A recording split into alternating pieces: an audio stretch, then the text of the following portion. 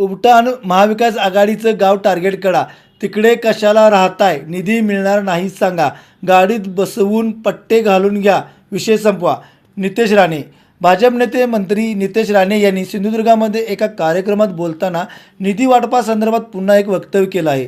April महिन्यात नवीन आर्थिक वर्षात पहिल्या आठवड्यात नवीन वर्षाची यादी घेऊन बसणार आहे. सरपंचाची यादी मी घेऊन बसणार आहे.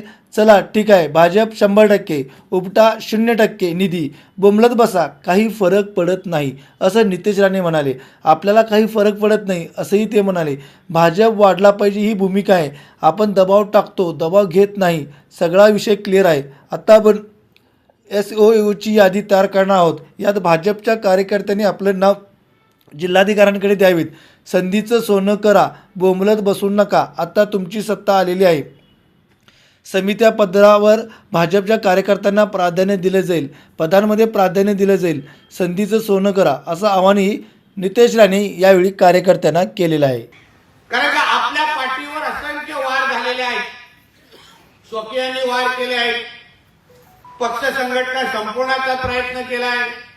सगळ्या पद्धतीचे आमिष देऊन आपल्याला थांबवण्याचा आणि विकत घेण्याचा प्रयत्न तेव्हा झाला. पण या सगळ्याच्या विरोधात जाऊन आमच्या सावंतवाडी मतदारसंघाच्या कार्यकर्त्यांनी जे काही विधानसभा आणि लोकसभामध्ये करून दाखवलं, मला खरंच वाटतं की महाराष्ट्राच्या सर्व भारतीय जनता पक्षाच्या कार्यकर्त्यांनी तुम्हाला सगळ्यांकडून प्रेरणा घेतली पाहिजे अशी मला माझी भावना आहे. माझी भावना आहे. कारण का परिस्थिती काय आपल्या बाजूची नव्हती. प्रत्येक जण ज्यांना आपण दूध किंवा ज्यांना आपण मोठं केलं, पाठीवर थाप दिली, तेच लोक उद्या पक्षाच्या विरोधात जेव्हा ऐनवेळी उभा राहतात तेव्हा पक्षाच्या कार्यकर्त्यांनी नेमकं काय करावं हा प्रश्नचिन्ह असतो. आमच्या त्या जिल्ह्याचे पालकमंत्री सन्मान्य रवी चव्हाण साहेब आपलं काम करत असताना माझा पक्ष वाढला पाहिजे, माझा कमळ चिन्ह वाढलं पाहिजे, घराघरात पोचलं पाहिजे, एवढा स्तुत्त हेतू घेऊन ते आपला पक्ष वाढवत वाढवत वाढवत पुढे घेऊन जातात. त्यांनी इकडचा तिकडचा विचार केला नाही.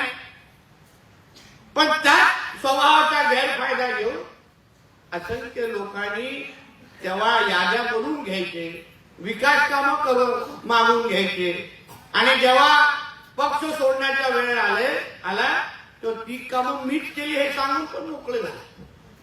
या सगळ्या गोष्टी आपण बारकाईने लक्षात ठेवलं पाहिजे प्रभाकरजी, की आता ह्याचा पुढचा प्रवास या सावंतवाडी मतदारसंघातल्या त्या कार्यकर्त्यांबरोबर करत असताना आपण ज्या ह्याच्या अगोदर ज्या चुका केल्या त्या परत होता कामा नये याची पण काळजी आपण सगळ्या जणांनी खरं म्हटलं तर घेतली पाहिजे. नाही तर परत परत आपण त्याच चुका करत राहिलो तर मग कार्यकर्त्यांचे संयम तुटणार.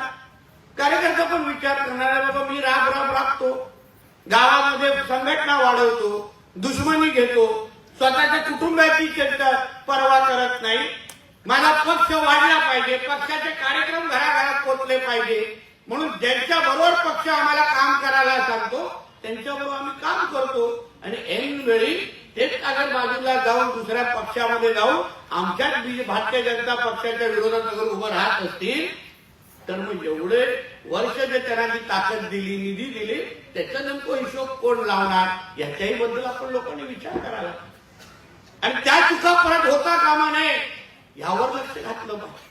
Bureau report SBN Marathi, Sindhudurg.